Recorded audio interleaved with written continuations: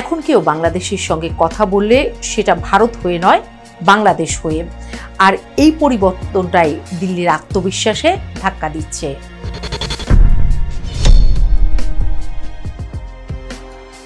পরীক্ষিত সিং বলছেন, বাংলাদেশকে কিউবা বানাও, ইউক্রেন বানাও, ব্লকেট দাও, দরকার হলে আক্রমণ করো। কিন্তু তিনি বুঝতে পারছেন না যে দেশ 1971-এ রক্ত দিয়ে দাঁড়িয়েছে তাকে ভয় দেখানো যায় না।